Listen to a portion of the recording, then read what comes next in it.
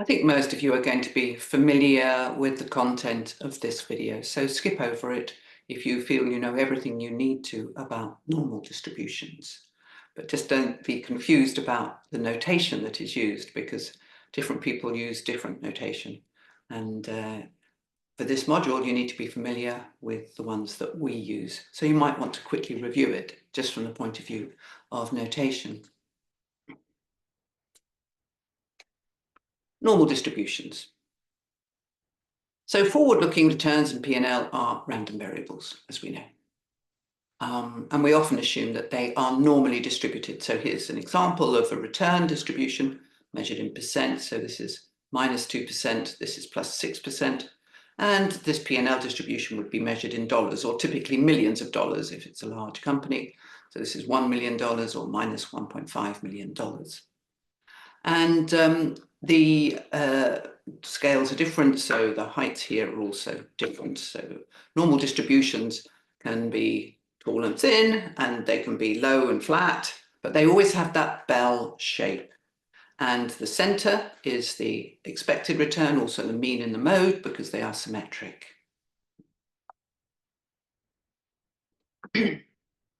Just as a reminder, whatever your mean is, you can measure deviations from the mean using the standard deviation. And the bell shape comes from the fact that ±3 standard deviations means that there's very little weight in the tails above and below +3 and -3. In fact, 99.7% of the values of a normal random variable will lie within that range. 95 approximately percent lies between -2 and +2. To be exact, 95% lies between -1.96 and +1.96. Not exactly -2 and +2. 95.4% of the values lie between -2 and +2. And so on and so on. So this is the bell shape that you get. Now, as with any statistical distribution, it is described by its parameters. Some distributions have one parameter, some have two, some have four.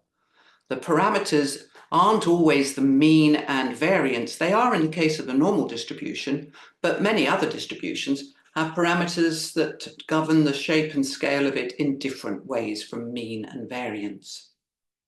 So we use capital letter for the random variable and little letters for an observation on the random variable. So capital X is the random variable, and this twiddle sign here means is distributed as, and it has a normal, also called Gaussian distribution, because it was invented supposedly by the German mathematician Carl Friedrich Gauss, who's very famous and whose photo is all over their banknotes and so forth.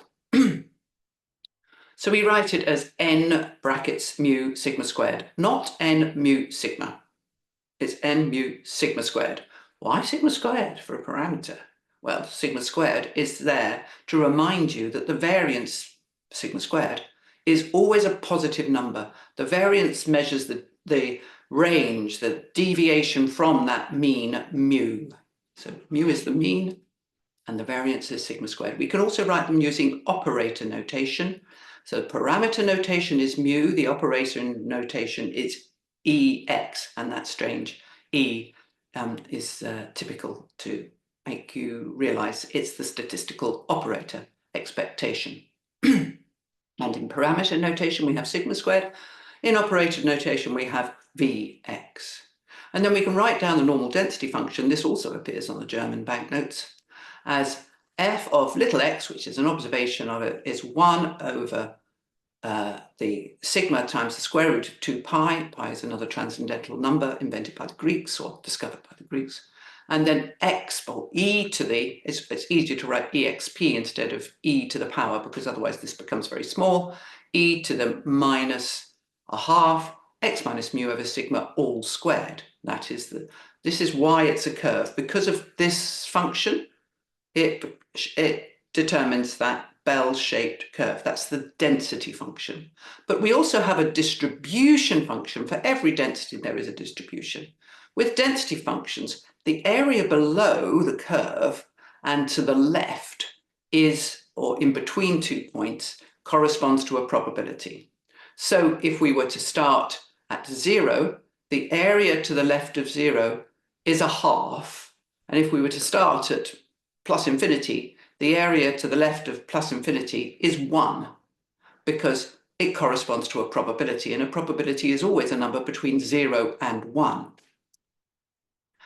And I'm showing here the standard normal distribution, which has a special letter Z, because its mean is 0 and its variance is 1. And so is the standard deviation 1, because the standard deviation is the square root of the variance. And we denote this not f of x, but psi, the Greek letter psi of z. Sorry, this is phi, not psi.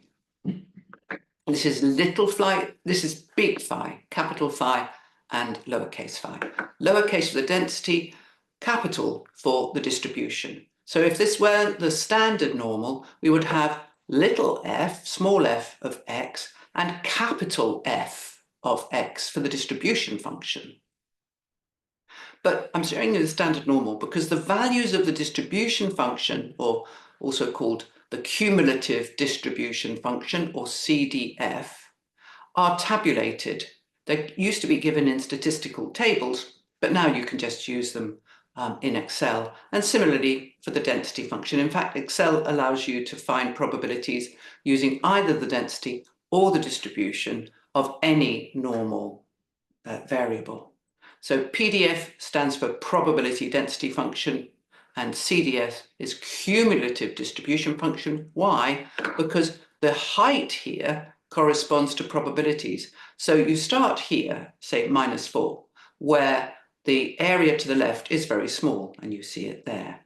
And then you get to -2 and 0. And when you get to 0, you see the height at 0 is 0.5. And then you get to the value 1, where the area to the left is 0.841345. And here, the height of this curve is 0.841345. So what is an area in the density corresponds to a height in the distribution function. And because probabilities tend towards 1 as the variable increases, so also this distribution function becomes asymptotic, closer and closer, but never actually touching the number 1. And conversely, the other end, it's asymptotic to 0. We call this a sigmoid shape. And we're going to use this in Monte Carlo simulation later in the module. So here are the tables for standard normal distribution, but for the last 10 years, we just use Excel. So we can use the norms dist, this S stands for norm. And if we put in norms dist S, it gives you the value of the CDF, the distribution function of actually Z here, phi Z. I have to correct that in my notes afterwards. And norms inv alpha gives the quantile, which we call little z alpha. That's the probability that the standard normal variable is less than this number. So, for example, norms dist 0.15 equals 0.56. That's the height here. But the norms inv goes the other way around. It takes the alpha, which is a number between 0 and 1, and in this case, alpha is 0.56, and it's the inverse function. This is actually what we use in Monte Carlo simulation, the inverse cumulative distribution function. So let's talk about the quantiles of the standard normal distribution. Let's start with the standard normal distribution function phi z, which is somewhere in between 0 and 1, never actually touching 0 and 1, otherwise I'd use a square bracket here. This distribution function is for the standard normal random variable that has mean 0 and variance 1. The inverse function is called the alpha quantile, and it's often denoted z alpha. So you can use z alpha, or you can use phi to the -1 alpha. I prefer phi to the -1 alpha, but you'll also see people using z alpha in other modules. And here alpha is a probability. It's somewhere between 0 and 1. And when alpha is near 0 or 1, we call this quantile a critical value. And typical critical values would be the upper and lower 1%, 5%, 10% symmetric. So this, for example, is the upper 1% quantile, and this is the lower 1% quantile. So 2.326 is the number which cuts off 2.326. So it's up here, and the area in the tail to the right of 2.326 is 1%. And similarly, minus 2.326 down here, the area to the left in that tail is 1%. Now, for the 2.5%, this is often used for two-sided hypothesis testing at the 5% significance level. We have 0.975 and 0.025 for the quantiles for alpha, because to the right you have 2.5% or 0.025, and to the left you have 0.025. This is just another way of saying that the 95% of the normal distribution lies between these two quantiles, i.e. minus 1.96 and plus 1.96. Similarly, 90% of the area under the curve lies between minus 1.645 and plus 1.645.